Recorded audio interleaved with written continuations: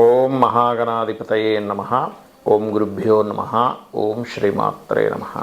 పరమేశ్వర స్వరూపమైనటువంటి జ్యోతిష, వాస్తు మరియు ఇతర అనేకమైనటువంటి శాస్త్రములను మనకు అందించినటువంటి మహర్షులకి నమస్కారం.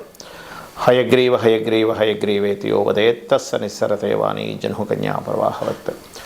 అరుణాం కరుణాతరంగితాక్షీం ధృతపాశాంకుశపుష్పబాణచాపాం అనిమాదిభిరావృతాం మయూకైః అహమిత్యేవ విభావయే భవానీం. శ్రీమాత్రే నమః.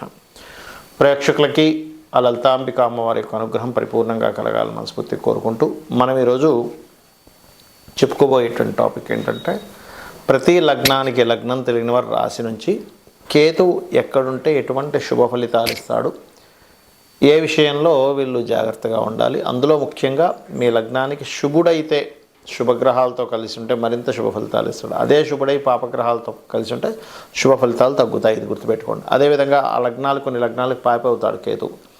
అలా అయి పాపగ్రహాలతో కలిసి ఉన్నప్పుడు మీకు పాప ఫలితాలు మరింత పెరుగుతాయి. శుభగ్రహాలతో కలిసి ఉంటే శుభ ఫలితాలు పెరుగుతాయి, పాప ఫలితాలు కొంచెం తగ్గుతాయి.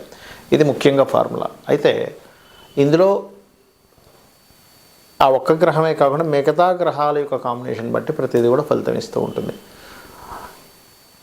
ప్రతి లగ్నానికి ఎటువంటి ఫలితాలు ఇస్తారు, ఏ విషయాల్లో జాగ్రత్తగా ఉండాలి, ఆ కేతు ఉన్నప్పుడు అనేటువంటి విషయాలను మనం ఒక్కొక్క లగ్నపరంగా తెలుసుకుందాం. అయితే ఈ విషయాలు చెప్తుంది నేనైనప్పటికీ కూడా చెప్పిస్తుంది సాక్షాత్ లలిత అమ్మవారిగా భావిస్తూ తెలుసుకుందాం.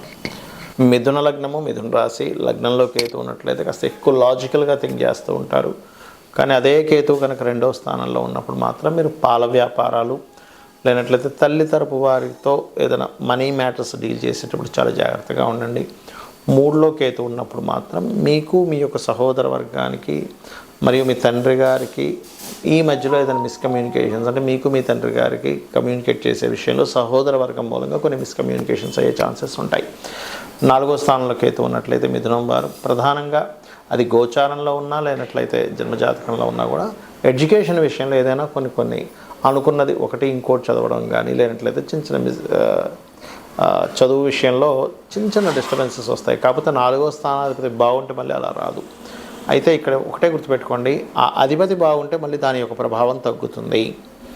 పంచమకేతువు సంతాన సంబంధించినటువంటి విషయంలో జీవిత భాగస్వామికి మీకు సరైనటువంటి, అంటే ఉదాహరణకి కొంతమంది వెంటనే సంతానం పొందామంటే జీవిత భాగస్వామి వద్దనడం, లేనట్లయితే ఇద్దరు ముగ్గురు సంతానం కావాలనుకుంటే జీవిత భాగస్వామి ఒకలే అన్న, ఇట్లాంటి చిన్న డిస్టర్బెన్స్ వస్తాయి చదువు సంతానం విషయంలో.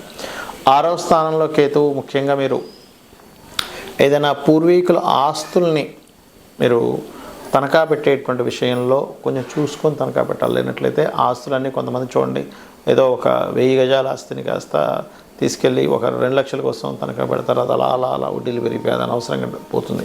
ఇట్లాంటి విషయాల్లో జాగ్రత్తగా ఉండాలి. ఇక సప్తమ స్థానంలో కనుక కేతు ఉన్నట్లయితే వచ్చేటువంటి జీవిత భాగస్వామి కాస్త స్పిరిచువల్ రిలేటెడ్ సంబంధించిన వాటిలో రావడం, అంటే కాస్త స్పిరిచువాలిటీ ఎక్కువగా ఉంటుంది జీవిత భాగస్వామికి. కాకపోతే ఇక్కడ కాస్త మొదటి వివాహ సంబంధించిన విషయంలో అనుకోకుండా కొన్ని కారణాల వల్ల మళ్ళీ సెకండ్ మ్యారేజ్లోకి వెళ్ళడము, లేనట్లయితే ఒకటి ఫస్ట్ ఒక సంబంధం నిశ్చితార్థమై మళ్ళీ సెకండ్ ఇంకో దాంట్లో అది క్యాన్సిల్ చేసుకోవడం కూడా ఇస్తూ ఉంటుంది.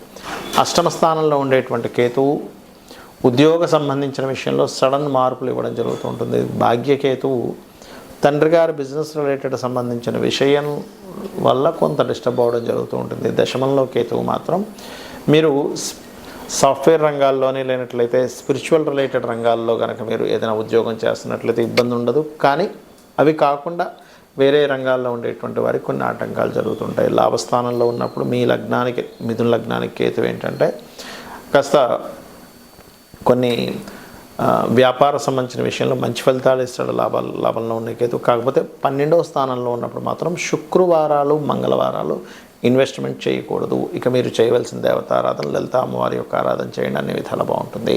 చాలామందికి లగ్నం కానీ డేట్ ఆఫ్ బర్త్ కానీ తెలియదు. అలాంటప్పుడు కేతుగ్రహం యొక్క ప్రభావం ఎలా పడుతుంది అని చెప్పి తెలుసుకోవాలన్నప్పుడు, కేతువు సహజంగానే ఆటంకాల కారకుడు. ఎందుకంటే ఆయనకు పనిపాటు లేదా మన జాతకంలో వచ్చి ఆయన ఆటంకాలు కలిగిస్తుంటారంటే కాదు. మనం చేసినటువంటి పూర్వజన్మల్లో చేసినటువంటి కర్మ ఏదైతే ఉందో అది ఆటంక రూపంలో కేతు రూపంలో వస్తుంది, గుర్తుపెట్టుకోండి. అంటే పూర్వజన్మలో మనం ఎవరికైనా కావాలని ఆటంకపరిచాం, వేరే వాళ్ళు పని చేసుకుని ఉంటే, అప్పుడు ఏమవుతుందంటే అది ఆటంక రూపంలోకి వచ్చి ఇబ్బంది పెడుతుంది, గుర్తుపెట్టుకోండి. అలాగే మరొక విషయం ఏంటంటే ఇక్కడ ఈ ఆటంకాలు ఏవైతే ఉన్నాయో ఇవన్నీ తొలగాలంటే మొట్టమొదటిగా కేతుగ్రహం వల్ల జరుగుతుంది అని మీరు ఎట్లా గుర్తుపట్టాలి? ప్రతిసారి ఆటంకం జరుగుతుంది, లేట్ అవుతుందా ఆటంకం అవుతుందా, రెండు రకాలు. ఇక్కడ లేట్ అవ్వడం ఈజ్ డిఫరెంట్, అప్పుడు శని ప్రభావం. కానీ ఆగిపోతుంది, స్ట్రక్ అయిపోతుంది. ఒక రూట్లో దగ్గరికి వెళ్తున్నారు, అక్కడ కంప్లీట్గా స్ట్రక్ అయిపోయింది, మళ్ళీ వెనక్కి తిరిగి రావాల్సి వచ్చింది అంటేనే కేతు. ఎందుకంటే రెట్రో ప్లానెట్స్ అంటారు వాటిని. అలాంటప్పుడు ముఖ్యంగా మీరు చేయవలసింది గణపతి ఆరాధన, ఉలవలు దానంగా ఇవ్వడం, ఇవి చేయాలి. మనకి ఈ కేతు జన్మజాతకంలో మీకు ఉదాహరణకి మీకు అంటే ఫైనాన్షియల్గా ప్రతి దగ్గర స్ట్రక్ అయిపోతుంది అన్నప్పుడు మీరు చేయవలసింది ఏమిటంటే గణపతిని తలుచుకొని మనీ ఇవ్వడం తీసుకోవడం చేస్తున్నాను మీ లైఫ్లో ఎప్పుడైనా. అంటే మీకు డేట్ ఆఫ్ బర్త్ ఉన్నా లేకపోయినా, ఎందుకంటే మీకు అక్కడ కేతు ప్రభావం ఆ రూపంలో ఉందని అర్థం చేసుకోవాలి. లేదంటే నేను ఎక్కడ ఏ ప్రాపర్టీ కొన్నా కూడా నాకు స్ట్రక్ అయిపోతుంది, అక్కడ ఆ ప్రాపర్టీ కొనడమే పేరుకు కానీ అసలు అది పెద్దగా ఎదుగుదల ఉండట్లేదు అంటే మీ పేరు మీద కొనకండి. ఎందుకంటే మీకు 4th హౌస్ కేతు ఎక్కడో పనిచేస్తున్నాడు అని అర్థం. ఏమి మాట్లాడినా అది లిటికేషన్ అవుతుంది అని అనుకుంటే కనుక అలాంటి సమయంలో ప్రత్యేకంగా కేతువు 3వ స్థానంలో ప్రభావం ఎక్కువ చూపిస్తున్నాడు. అలాంటప్పుడు లలితా సహస్రనామాల్లో ఓం కర్పూర వీటికామోద సమాకర్ష దిగంతరాయ నమః అని చేసుకోండి. అలా కాదండి మాకు అసలు వివాహ సంబంధించిన విషయాలు ఇదిగో ఇక్కడ దాకా వెళ్ళి సడన్గా అక్కడికి ఆగిపోతుంది అన్నప్పుడు మీరు గణపతి నామంతో పాటు లలితా సహస్రనామాల్లో ఓం కామేశబద్ధ మాంగళ్య సూత్రశోభిత కందరాయ నమః అని చేసుకోండి. కొంతమందికి అసలు పని చేయాలంటేనే ఇంట్రెస్ట్ లేకపోవడము, ఎక్కడ జాబ్కి వెళ్ళినా కూడా అక్కడ ఏదో కారణం చేత ఆగిపోవడం జరుగుతుంది అనుకోండి. అది 2 కారణాలు అవుతాయి. మీ చార్ట్లో ఎక్కడో శనికేతువులు కలిసి ఉంటారు దశమంలో, లేదా శని రాశుల్లో కేతు ఉంటాడు, లేకపోతే శని కేతు నక్షత్ర పరివర్తన ఉంటుంది. అటువంటి కండిషన్స్లోనే అలా జరుగుతూ ఉంటుంది. అలాంటప్పుడు రెగ్యులర్గా వెంకటేశ్వర స్వామి ఆలయానికి వెళ్ళడము, లేనట్లయితే రావి చెట్టు ఉంటుంది మనకి ఆలయాల్లో, దాని చుట్టూ ఈ యొక్క సర్ప ప్రతిష్ఠ చేసిన ఉంటాయి, వాటి చుట్టూ ప్రదక్షిణం చేసుకుని వాటి మీద పసుపు నీళ్ళు గంధపు నీరుని అభిషేకంగా చేసి మీరు మీ పనులు మీరు చేసుకుంటున్నట్లయితే ఖచ్చితంగా దాని యొక్క శుభ ఫలితం మీరు చూస్తారంటే అక్కడి నుంచి మీకు ఆటంకాలు అనేటువంటివి తగ్గుతాయి. అలాగే మరి కొన్నిసార్లు ఏమవుతుంటుందంటే కొన్ని విషయాలతో దూరంగా ఉండాల్సి వస్తూ ఉంటుంది. అంటే కొంతమంది చూడండి సంతానం పొందుతారు కానీ సంతానంతో ఎప్పుడూ దూరంగానే ఉంటారు. అంటే ఎక్కడో 5వ స్థానంలో కేతు పనిచేస్తున్నాడు.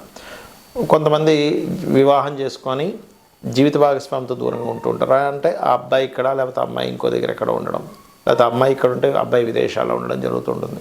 వీటన్నిటికీ కారణం ఏమిటి? ఏదైనా ఒక విషయం మీద అందరూ చెప్తున్నా మీకు దాని మీద విరక్తి వైరాగ్యము వద్దనిపించడం జరుగుతుందంటే బికాజ్ ఆఫ్ కేతువు యొక్క ప్రభావం.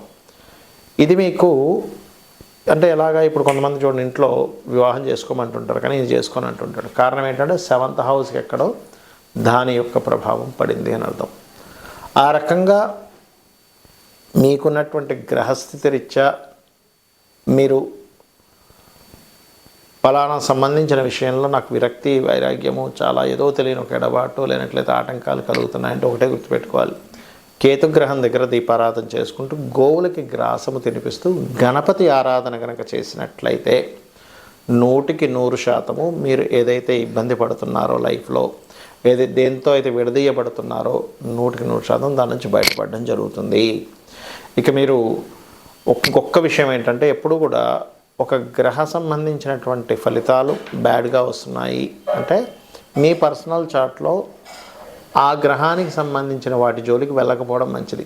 అంటే 4th హౌస్లో ఉంది అప్పుడు మీ పేరు మీద ప్రాపర్టీస్ ఉండకపోవడం మంచిది, గుర్తుపెట్టుకోండి. లేదండి 12th హౌస్లో ఉంది మీ పేరు మీద ఏదైనా ఇన్వెస్ట్మెంట్స్ చేయకపోవడం మంచిది. లేదండి బుధరాశుల్లో ఉంది కేతు ఎక్కువగా, లేదా బుధుడితో కలిసింది మీ పేరు మీద బిజినెస్లు ఉండకపోవడం మంచిది. అలాగా అసలు ఏ రాశుల్లో ఉంది, ఏ సంబంధించినటువంటిది ఎలా ఉంది అనేటువంటిది తెలుసుకోవాలి. ఇక్కడ మరొక విషయం ఏంటంటే మరి చాలామంది సందేహం వస్తుంది, ఏమండి మరి పిల్లల స్థానంలోని వివాహ జీవిత భాగస్వామి స్థానంలోని పెళ్లి చేసుకోకూడదు అంటే అలా కాదు. కొన్నిసార్లు ఏమవుతుందంటే పిల్లల్ని దూరంగా పెంచాల్సినటువంటి స్థితిలో వస్తాయి. అలాంటప్పుడు దాన్ని యాక్సెప్ట్ చేయాలి. కొన్నిసార్లు జీవిత భాగస్వామితో దూరంగా ఉండవలసిన పరిస్థితి వస్తుంది, దాన్ని యాక్సెప్ట్ చేయాలి. యాక్సెప్ట్ చేయకపోతే అక్కడ ఇబ్బంది వస్తుంది, గుర్తుపెట్టుకోండి. ఇక మీరు ప్రతిరోజు లలిత అమ్మవారి యొక్క స్తోత్ర పఠనం చేయండి, అనే విధాలు బాగుంటుంది. శ్రీమాత్రే నమః.